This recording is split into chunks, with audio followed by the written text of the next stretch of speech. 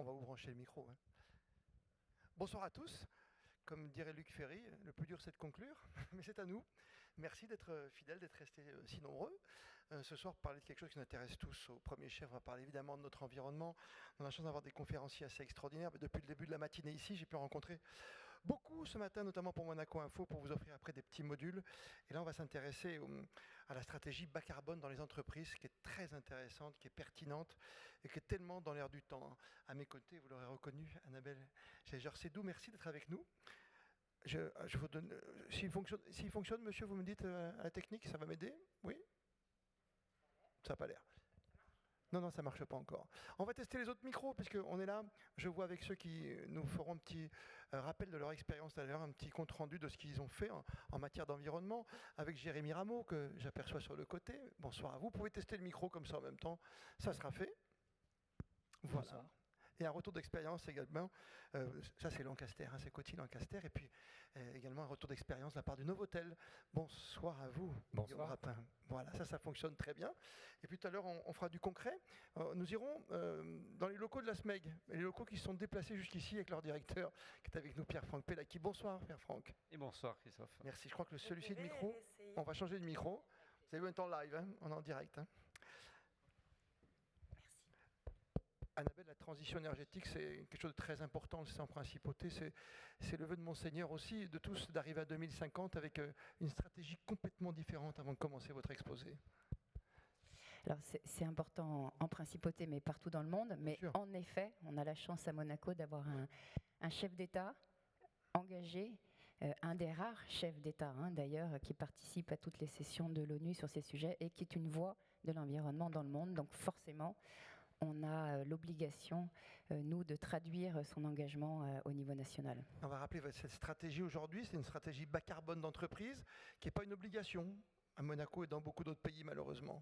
Pas encore. Oui, c'est vrai que le prince est très ambitieux, non seulement dans ses objectifs, mais dans sa manière de faire. Parce qu'il souhaite qu'à Monaco, on aille très loin, mais sans obliger les gens à le faire, en étant dans une politique incitative. Donc, ça prend du temps, ça prend de la pédagogie, ça prend beaucoup d'énergie pour convaincre et embarquer, si je puis dire, la communauté monégasque dans cette transition. Prévenir pour mieux guérir, de toute façon. On est d'accord, Annabelle. Annabelle, avec vous, sans plus tarder, on va voir l'évolution des émissions à gaz à effet de serre un petit peu partout, et notamment à Monaco, pour débuter votre exposé. Ok, merci beaucoup. Je vais être assez rapide, mais c'est vrai que c'est important de planter un tout petit peu le débat et donc ces objectifs que vous avez bien voulu rappeler et vous dire où on en est. Alors, depuis ce dernier chiffre de 2021, on est un peu plus loin. On est en 2022 et on est à moins 33% moins 35, pardon, de nos émissions. Mais il faut arriver à moins 55%, donc encore 20% à faire et à faire ensemble. C'est malheureusement, j'aimerais bien que ça soit non seulement une politique publique, un objectif public et qu'on puisse faire ça tout seul, mais non, on n'y arrivera que tous ensemble et avec notamment les acteurs économiques de la principauté. Alors, moi, le message principal que je voulais vous donner, un peu un message théorique, mais l'avantage d'avoir des entreprises signataires du pacte national à mes côtés aujourd'hui, c'est de passer de la théorie à la pratique et qu'ils vous disent quels sont les bénéfices d'une stratégie bas carbone dans une entreprise. Nous, en tout cas, à la mission pour la transition énergétique, on essaie donc de convaincre, et on n'oblige pas, les entreprises. Elles sont aujourd'hui 400 entreprises de la principauté signataires du pacte qui sont donc lancées dans un début de stratégie bas carbone. Puisque le pacte, c'est pour moi une première marche où on identifie, où on vous rappelle quelles sont les émissions de gaz à effet de serre à Monaco, quelles sont leurs sources. C'est pas la peine de vous demander d'où viennent nos émissions de gaz à effet de serre. Vous savez tous. Les 3 secteurs. Déplacement, mobilité. Déchets. Énergie du bâtiment, voilà. C'est vrai qu'on n'a pas on a peu d'industrie, contrairement à la France où le secteur industriel est fortement émetteur. On a très peu d'agriculture. On en a un tout petit peu, pas loin d'ici, mais enfin, ce n'est pas émetteur de gaz à effet de serre ici. Donc c'est vrai que voilà nos 3 secteurs. Donc on essaie d'expliquer et le pacte est la première proposition d'action pour agir. Une stratégie bas carbone, on va revenir derrière, c'est quand même plus loin, ça va plus loin et donc il faut vous convaincre. Pourquoi se lancer? Pourquoi embarquer? Pourquoi mettre des ressources humaines sur un tel sujet? Eh bien parce que on est convaincu qu'il y a une véritable valeur ajoutée pour les entreprises et je voulais insister sur ces quelques-unes. Bien sûr, la réduction des coûts. Et j'imagine que Pierre-Franck Pellacchi pourra peut-être l'illustrer tout à l'heure en rappelant qu'en suivant de très très près sa consommation énergétique et surtout bien sûr donc en agissant pour la réduire, eh bien le premier gain il est économique. Voilà. Un avantage concurrentiel, j'espère que peut-être nos témoins en parleront. Mais j'ai en tête une entreprise de la principauté, pour ne pas la citer, Bettina, qui m'a dit l'autre jour que parce qu'elle avait fait une stratégie bas carbone avec nous, elle avait remporté un marché hautement concurrentiel. Voilà, alors que ses concurrents français peuvent avoir l'obligation de faire ce type d'exercice, et bien parce qu'elle l'avait fait, elle avait fait la différence. La réduction des risques, notamment l'évolution des réglementations. Donc voilà, je pense qu'à Monaco, on va rester encore quelques temps dans une politique incitative. Mais pour autant, vous voyez bien que tout autour, le carcan réglementaire commence à se resserrer en France et en Europe et que vous commencez déjà, certains d'entre vous, à en subir les impacts parce que des parties prenantes, parce que vos groupes, parce que des clients, parce que des fournisseurs vont vous demander un reporting carbone, des informations carbone, un impact, comment vous faites pour le réduire, etc. Voilà, mais bon, et si demain il y avait une taxe carbone aux frontières, ou en tout cas quand vous exportez vos produits, est-ce que vous vous êtes bien préparé? Voilà. C'est un autre risque.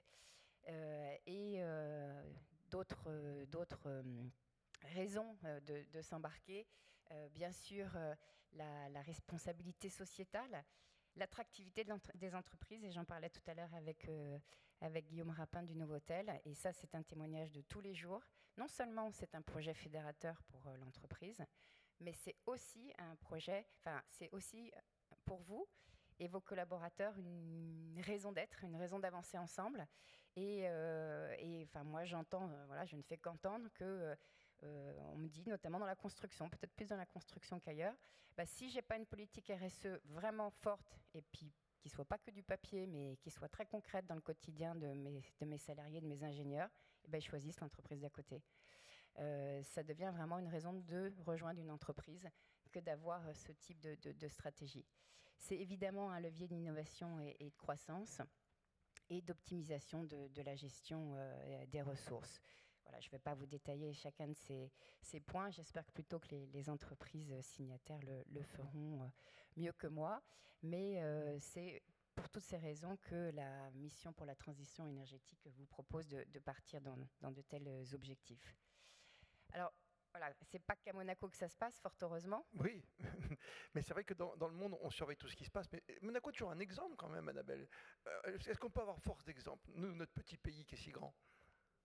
Alors, il est force d'exemple sur plein de choses, et notamment sur quelque chose. Alors, non, cet hôtel, grâce à une aide du Fonds vert national, est sorti des énergies fossiles il y a peu de temps. Il est passé sur une pompe à chaleur. Mais les autres hôtels autour sont tous sur la thalassothermie. Donc l'énergie de la mer, c'est peut-être quelque chose qui vous parle. Et très ça, important. C'est une vraie spécificité monégasque, par exemple. Oui, donc on est précurseur, mais voilà, sur les entreprises, en tout cas... alors, oui, il y a des engagements qui ont été pris, en on tout est cas, précurseur déjà. Oui. sur le fait qu'on soit bien très sûr. incitatif. Et vous le sentez. Voilà. Vous sentez que les engagements sont là quand même, déjà. Oui, les engagements se voient. Donc, vous voyez, au niveau mondial, on a déjà 34% de la capitalisation boursière mondiale qui est engagée dans des objectifs de transition énergétique, qui ont fait des stratégies bas carbone type SBTI, Science Based Target. Ça vous paraît un peu barbare, mais c'est une des méthodologies de stratégie bas carbone qui est assez bien reconnue au niveau international. Nous, à Monaco, donc c'est cette méthodologie qu'on propose aux entreprises qui avancent avec nous dans ce type d'exercice. En 2021, il y en avait une 50aine. Cette année, il y en a 30 qui sont partis avec nous sur cette méthodologie. Très bien. Voilà pour les engagements.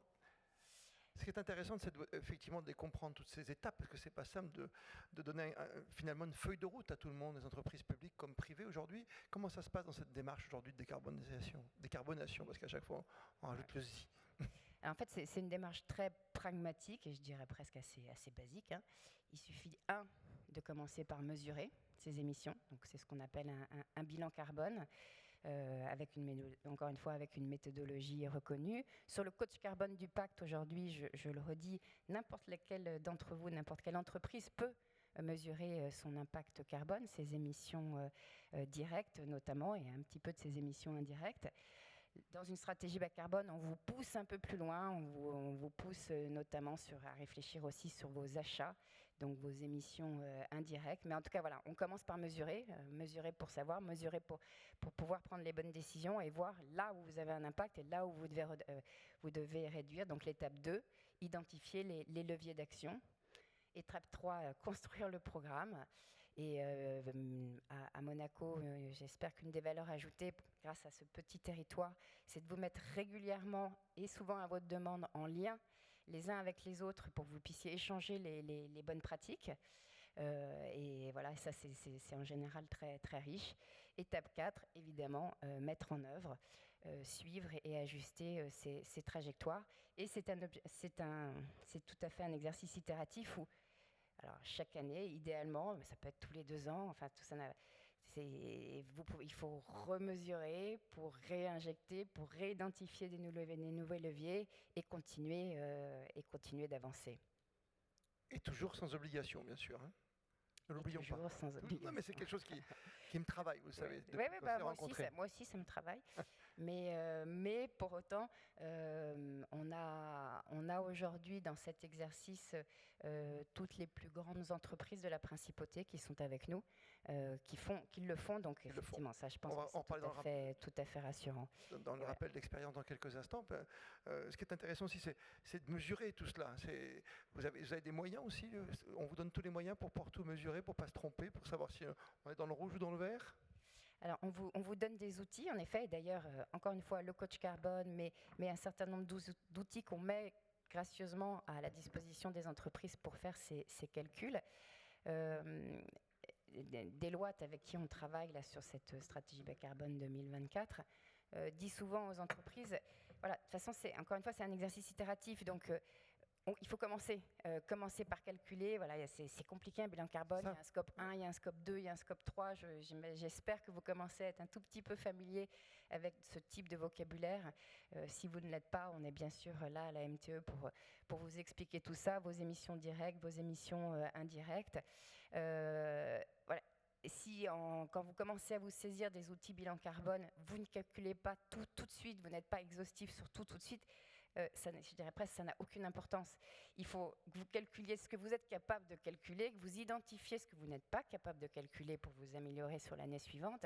Et d'exercice en exercice, vous vous attaquez aux gros morceaux et à ce que vous êtes capable de faire sur vos émissions directes ou indirectes. Mais j'insiste sur les émissions indirectes, donc souvent vos achats, parce que on se dit que si je me suis attachée à mes émissions directes, donc ce que je produis, ce que je consomme, mon énergie, j'ai déjà fait beaucoup, oui, vous avez déjà fait beaucoup, puis vous aidez la principauté à réduire ses émissions directes, donc c'est très important de le faire. Mais malheureusement, si on imagine un petit peu la vie d'une entreprise comme la vie d'un individu, bien nos émissions ne s'arrêtent pas aux frontières. Et donc, quand vous faites venir des produits qui sont donc produits ailleurs, qui sont transportés ailleurs, etc., vous êtes aussi responsable d'un impact carbone directement lié à votre activité ailleurs. Ce sont vos émissions indirectes. Et très souvent, donc ce qu'on appelle ce scope 3, eh bien, c'est près de 75% en fait, de votre bilan. Alors, c'est vrai que ça peut être un exercice laborieux parce qu'il finit presque jamais. On identifie toujours des nouveaux sujets, on a toujours envie de challenger un peu plus son fournisseur, qui lui-même doit challenger son fournisseur. Ça, c'est un peu un exercice sans fin, mais c'est vraiment une chaîne de valeur qui se bonifie d'exercice en exercice. Et voilà, gardez juste ce chiffre en tête. Votre impact en tant qu'entreprise, comme souvent en tant qu'individu, même en tant qu'État, il se passe beaucoup ailleurs, donc il est important à un moment de s'y mettre et de calculer. Et effectivement, donc on vous donne aussi cet outil pour calculer l'impact carbone de vos achats. Et on peut challenger entre entreprises, on peut être l'entreprise idéale, on va en parler dans quelques instants, mais ça c'est possible aussi. Alors c'est vrai, d'ailleurs, c'est rigolo que vous dites ça, parce qu'il y a souvent des entreprises qui nous demandent comment elles se situent par rapport aux autres. Oui. Donc voilà, on n'a pas fait. C'est pas trop l'esprit complètement de faire De challenge à l'intérieur de la principauté. Donc quand on fait le bilan annuel, oui. Maintenant effectivement on rajoute cette petite information de où l'entreprise se situe dans son secteur d'activité, dans ses objectifs et ses actions de réduction. Voilà. On passe au programme. Oui, donc au programme, voilà. Le pacte, j'en ai parlé, donc c'est la première marche. Le site Coach Carbone, évidemment pour toute entreprise qui n'a pas encore signé le pacte national, il est toujours temps de le faire. Vous êtes les bienvenus dans cette dynamique et vous avez le QR code qui est disponible là. Et je ne vais pas détailler, mais donc évidemment, on vous propose sur chaque secteur des actions à conduire, et pas que les actions, avec des fiches actions derrière qui sont évidemment contextualisées à la principauté, avec plein d'exemples très concrets, les bons contacts, et des ateliers sur ces thèmes-là. Et puis donc ces stratégies bas carbone, qui est vraiment un engagement un peu plus fort encore, qu'on a proposé donc en 2021, qu'on a reproposé en 2023. Et à chaque fois, c'est décalé d'un an parce que le temps de mettre en place et de réaliser ces stratégies, des ateliers pour les accompagner. Voilà, c'est ce que offre le gouvernement aux entreprises de la principauté pour les accompagner dans cette démarche. Et Annabelle, ça passe surtout par les relations humaines, mais il n'y a pas de vrai poste de RSE, si je peux me permettre, dans les entreprises. Oui, c'est vrai. D'ailleurs, quand on fait le bilan annuel, on demande aux entreprises où est-ce qu'elles en sont, les actions qu'elles ont mises en place, les obstacles qu'elles ont rencontrés. Et le premier obstacle qu'elles nous citent ne tient qu'à elles, et je l'entends évidemment parfaitement, c'est la ressource humaine dédiée. Voilà.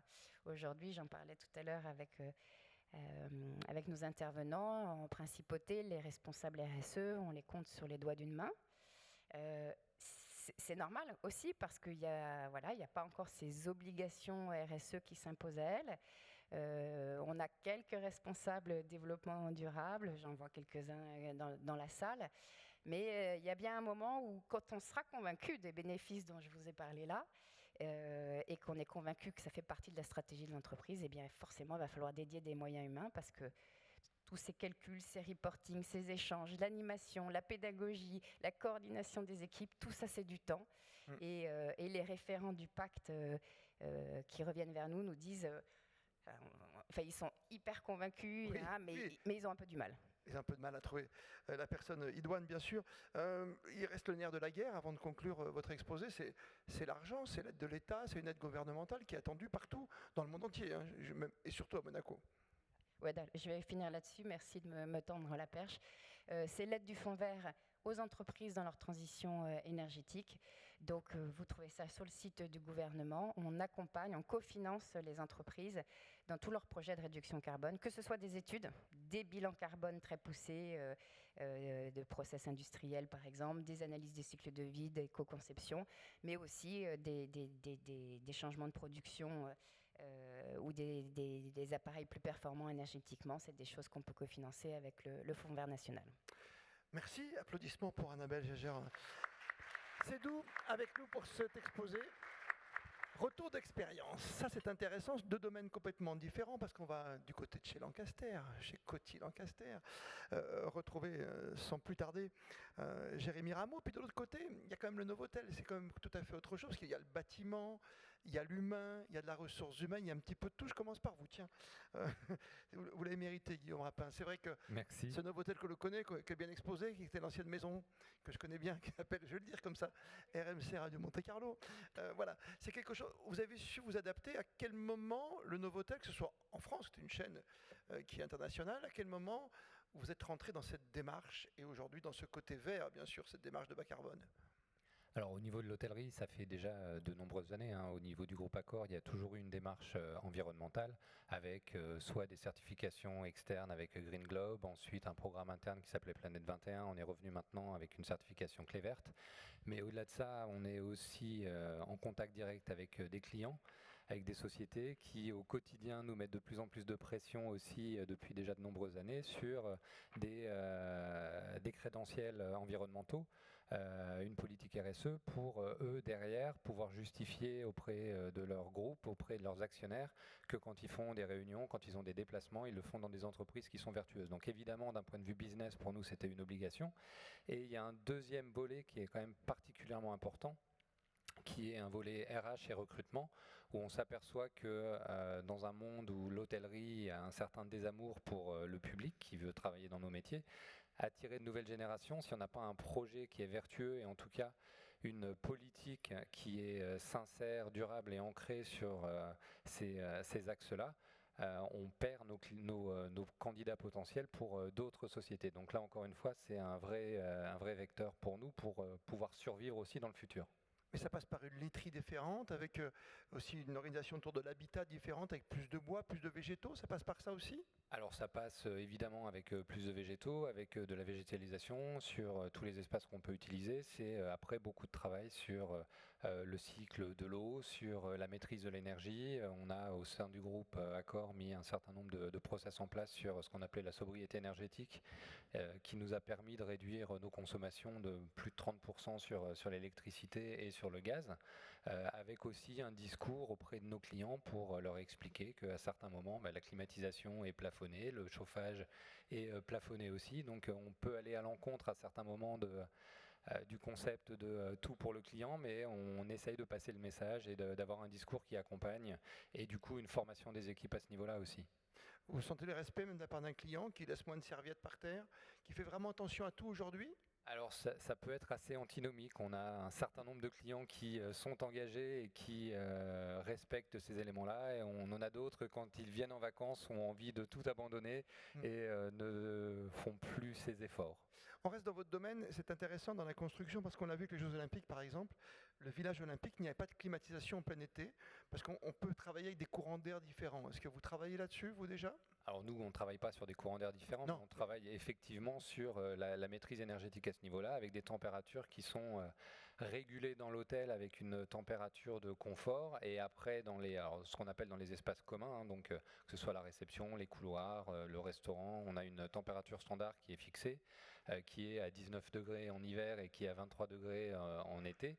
Et derrière, dans les chambres, les clients ont la possibilité d'ajuster à plus ou moins 3 degrés, mais ce qui fait qu'on évite les pics de climatisation ou de chauffage. On travaille beaucoup sur le personnel aussi, on va y venir avec Lancaster, avec peut-être du télétravail plus simple que dans votre métier, dans votre profession, parce qu'il faut quand même des gens pour servir ou faire des chambres. Effectivement, la réceptionniste ou la femme de chambre en télétravail, on a encore un peu de mal à le faire. Un petit hologramme. Mais ça se développe quand même sur certains métiers aussi. Mais par exemple, est-ce que le covoiturage, on a parlé dès ce matin ici même avec le ministre d'État, est-ce qu'aujourd'hui la mobilité c'est quelque chose qui...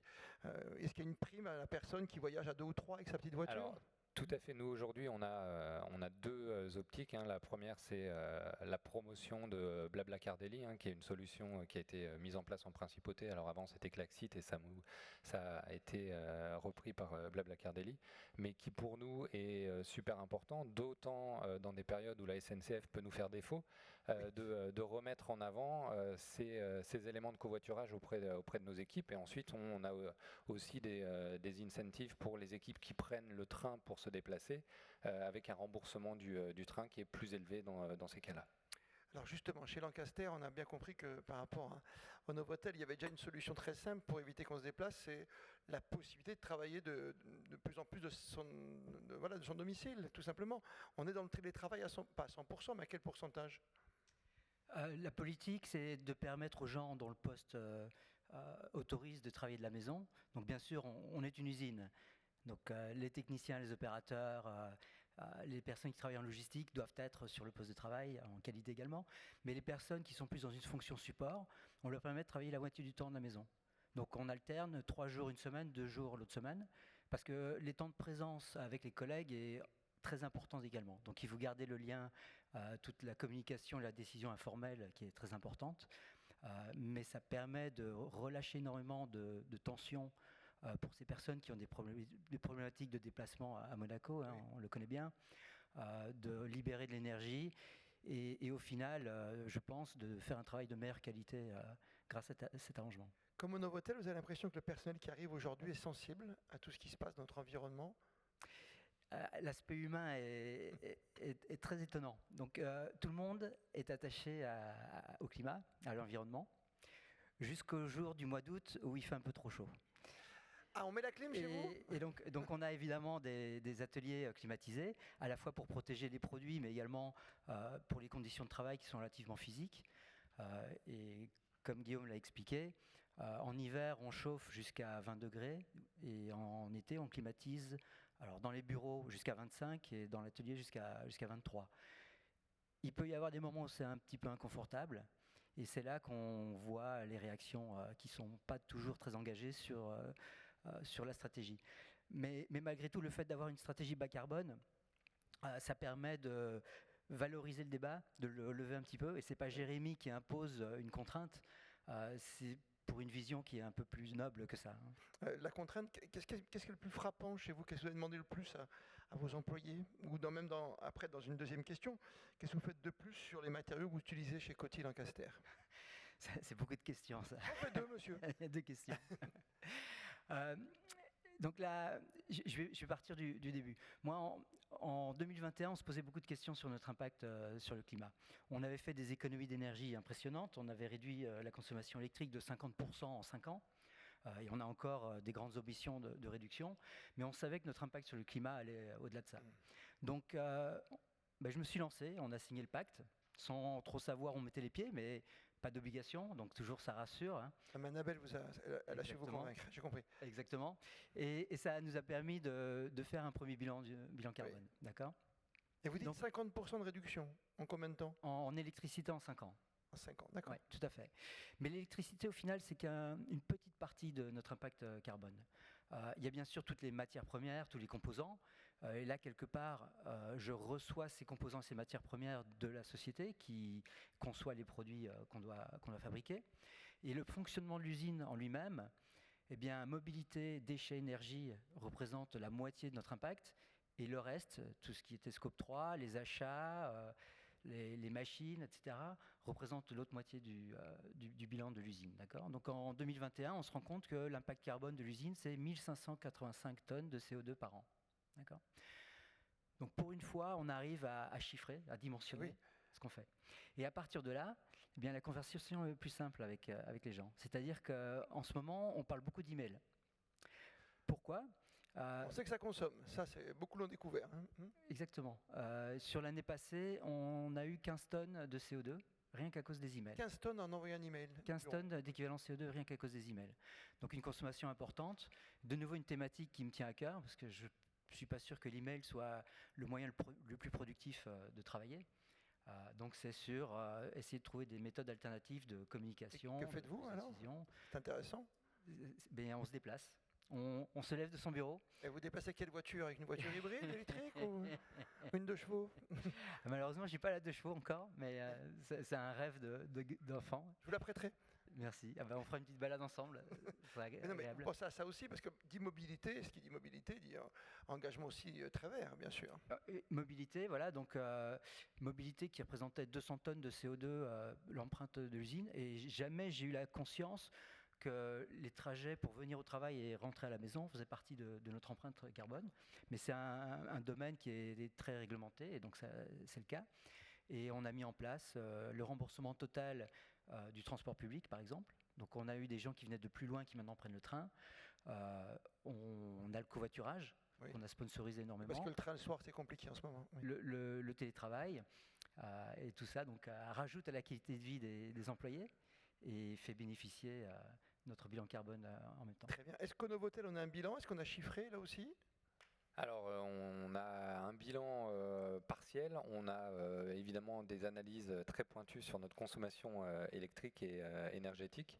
Après, on a commencé et on est en cours avec une société extérieure pour un audit plus complet. D'accord. Est-ce que tous les deux, vous avez eu une idée de la part de votre personnel qui pourrait faire évoluer, je dis pas révolutionner, faire évoluer votre entreprise, qui a du bon sens quelque part?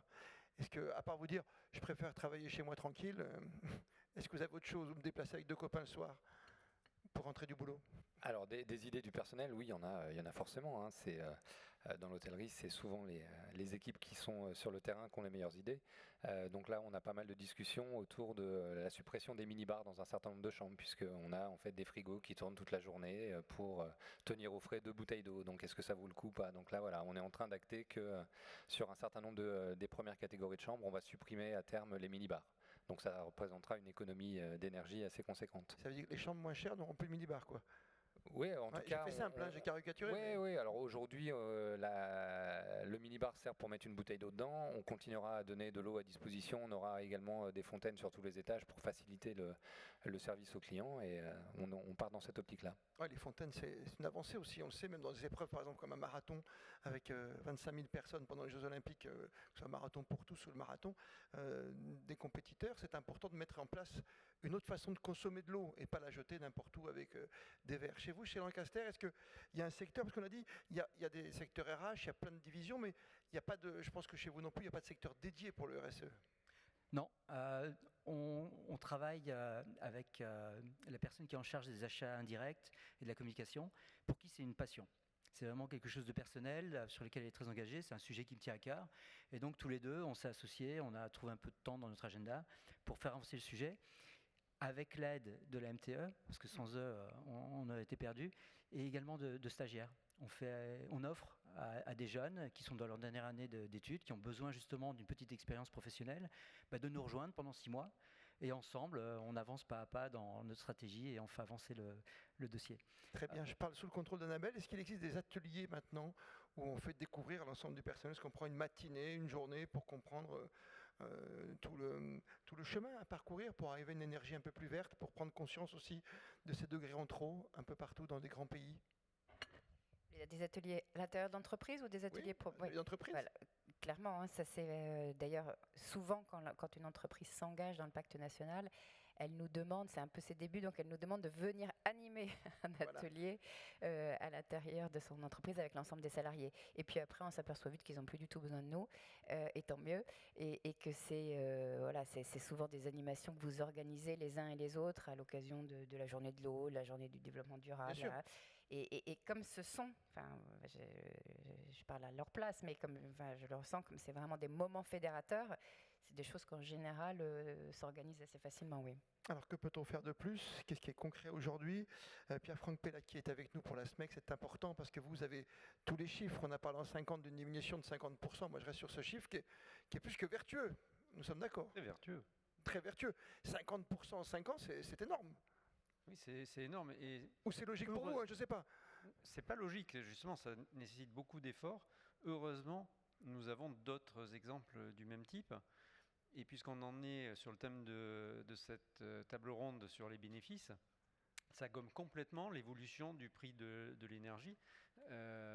Et c'est un bénéfice direct pour l'entreprise aussi de réduire ses coûts, au-delà de l'empreinte environnementale. Comment se passe cette transition chez vous et pour tout Monaco, parce que vous nous offrez, vous nous livrez, vous nous faites payer quand même cette énergie, bien sûr. Ben oui, exactement. Mais il le faut. Oui. Alors, je ne sais pas s'il y a des... Hop. Formidable, Annabelle.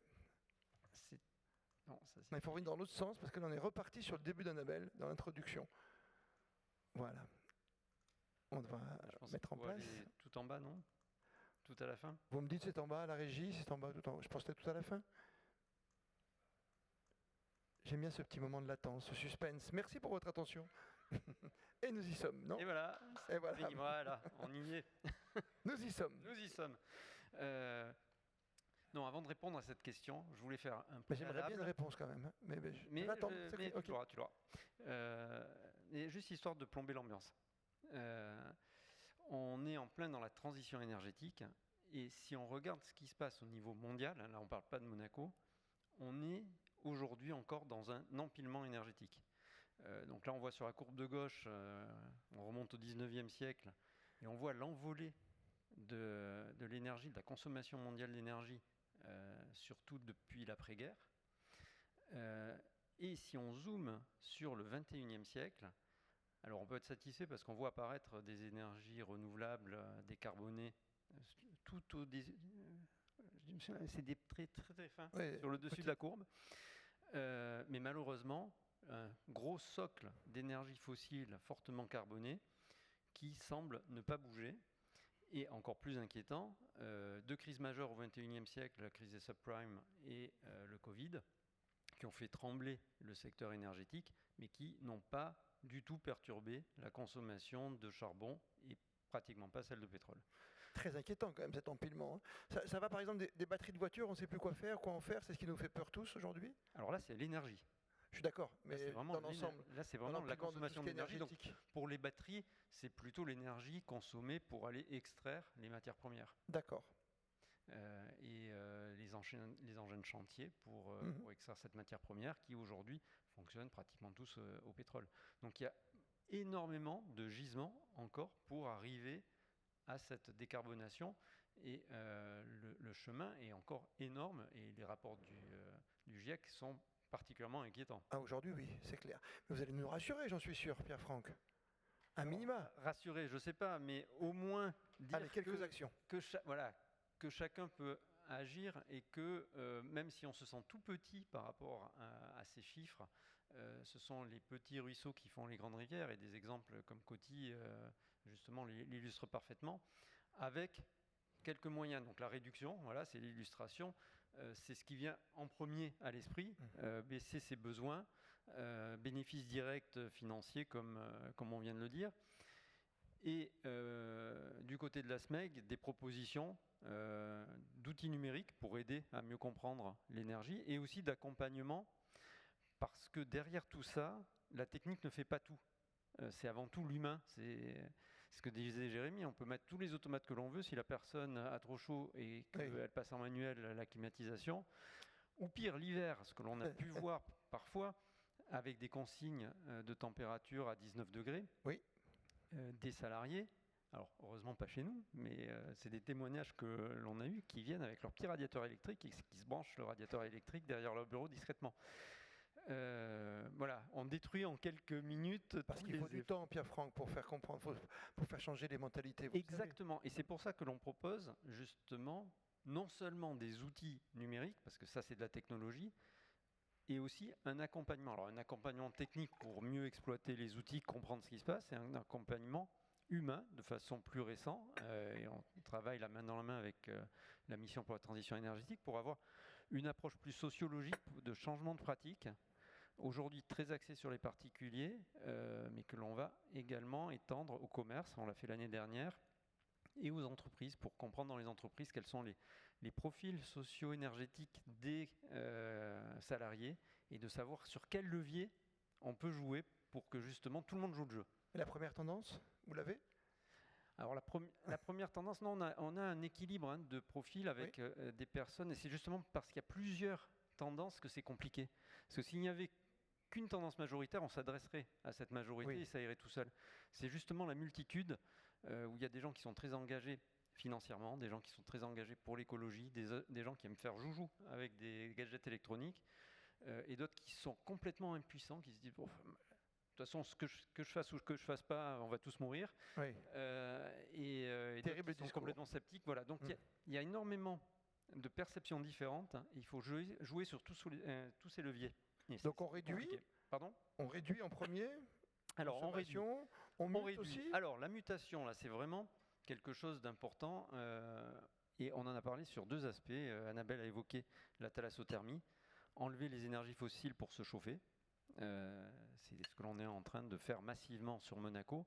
On en est déjà à 7300 tonnes par an d'économiser. L'objectif, c'est d'atteindre à peu près 16 000. Quand on sait que le T0 de 1990, c'était 90 000 tonnes par an, on voit que c'est massif à l'échelle de Monaco.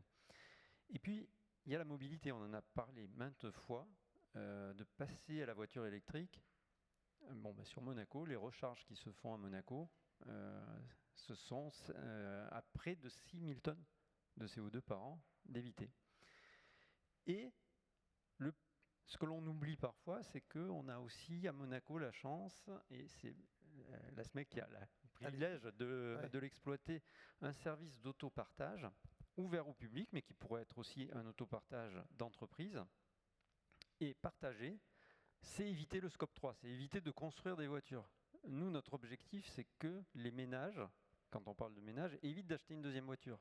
Et ça pourrait être aussi l'objectif pour l'entreprise, au lieu d'acheter 10 véhicules pour ces 10 directeurs, d'en acheter que 5 et de les partager. Et là, aujourd'hui, on estime que grâce à Mobi à Monaco, on a déjà évité la construction de 100 voitures.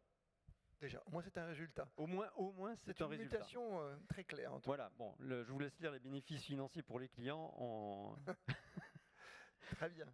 Il nous reste quoi? La production, consommer vert? Alors voilà, parce que c'est ça l'idée aussi. C'est ça aussi l'idée, parce que si la pompe à chaleur de la thalassothermie ou le véhicule électrique est alimenté par de l'électricité fabriquée par du charbon, on n'a pas gagné grand-chose.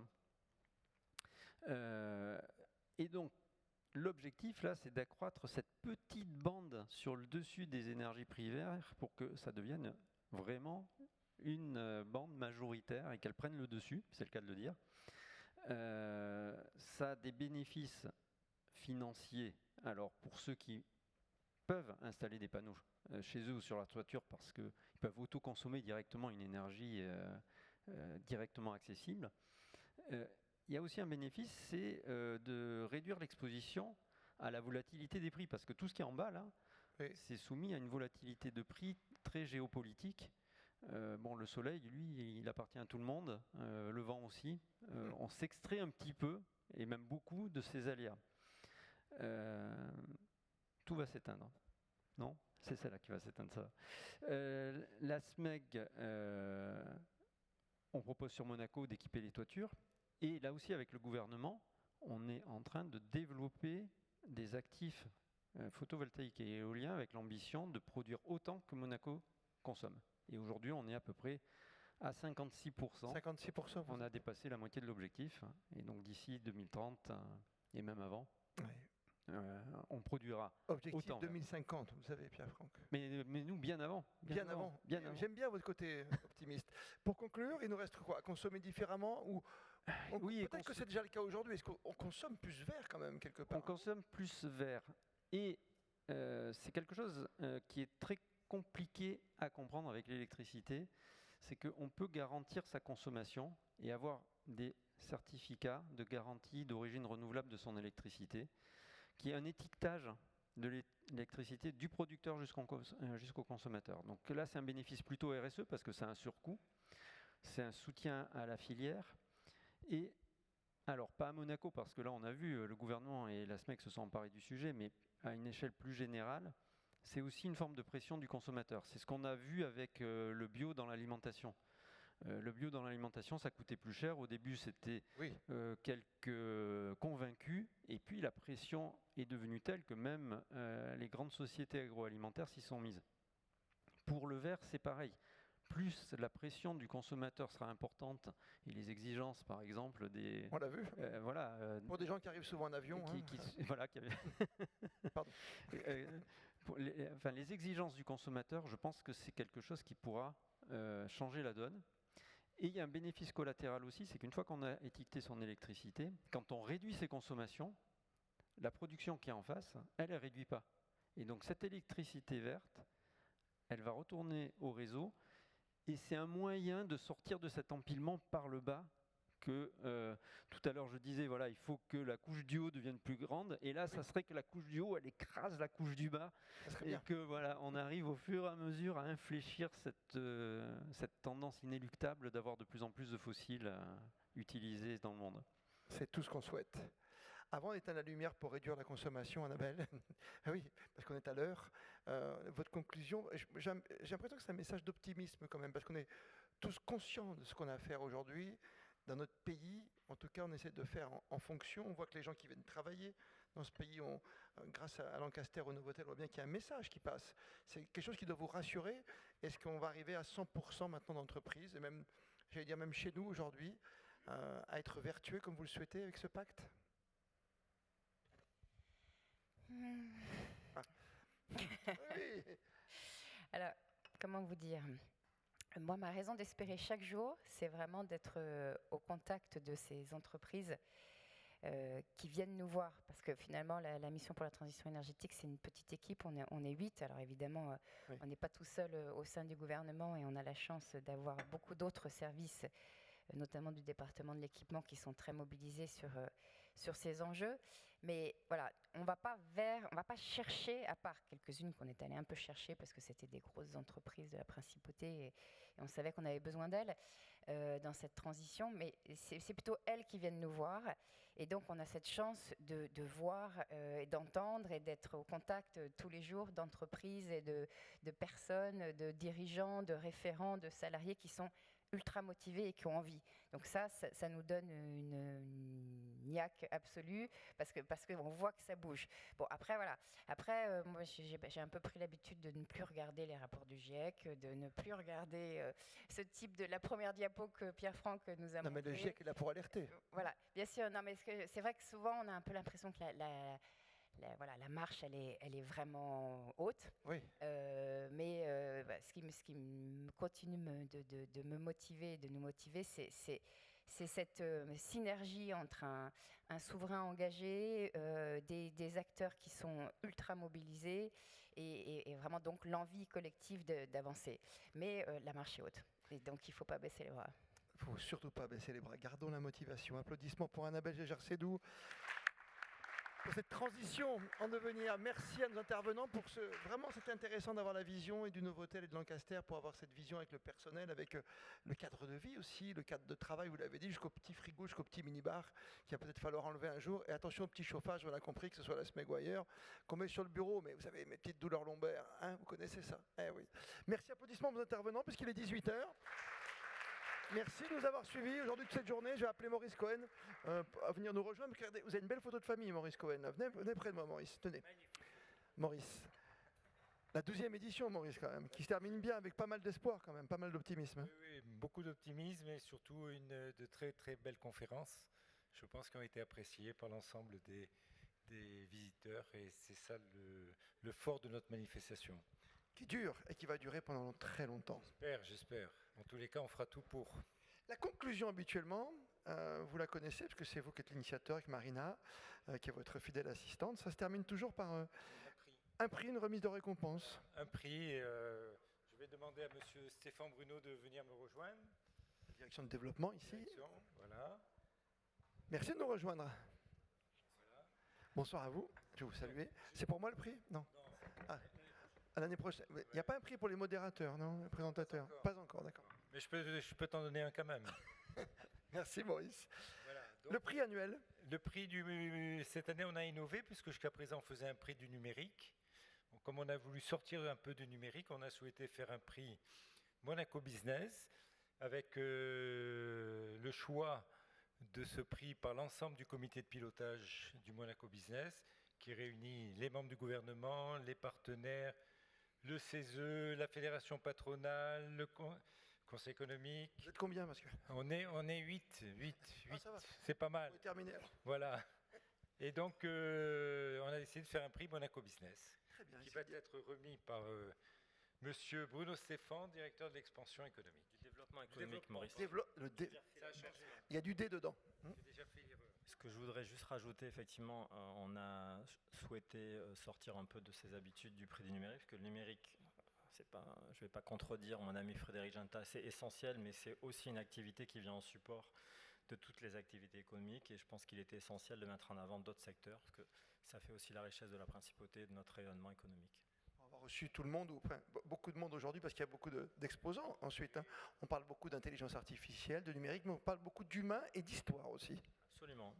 Eh bien, c'est une très bonne transition, parce que ce soir, on va remettre le prix à une entreprise qui a plus de 80 ans, qui rayonne en principe, enfin, qui fait rayonner la principauté de par les produits qu'elle a développés. Donc, je ne vais pas faire durer le suspense plus longtemps. Donc, le prix à l'unanimité, comme l'a dit Maurice, du comité de pilotage est remis au laboratoire Acepta. Donc, Madame Anne-Marie Noir. Madame Anne-Marie Noir qui est là-bas, qui va venir nous rejoindre. On va laisser passer sur le côté. Parce que le prix est lourd en plus. Hein. Attention, pas de plastique hein, dans l'environnement.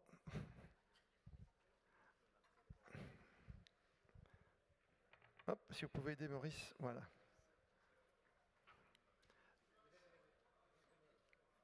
venez près de nous. On va se mettre au milieu de la scène, ce sera plus simple pour la photo. Attention Maurice à la table.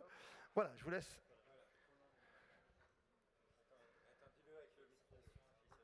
Pour votre contribution au rayonnement de la principauté et à votre action en faveur de notre économie si riche et si dynamique. Bravo, félicitations.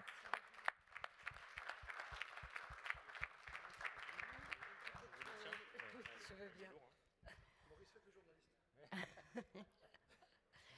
Bah, écoutez, je vous remercie énormément. Je suis bien sûr très honorée, mais je suis aussi surtout très contente pour tout le personnel du laboratoire Acepta, parce que si Acepta a vécu et continuera à vivre depuis 80 ans, c'est bien grâce à tous nos collaborateurs, à leurs compétences et à leur fidélité.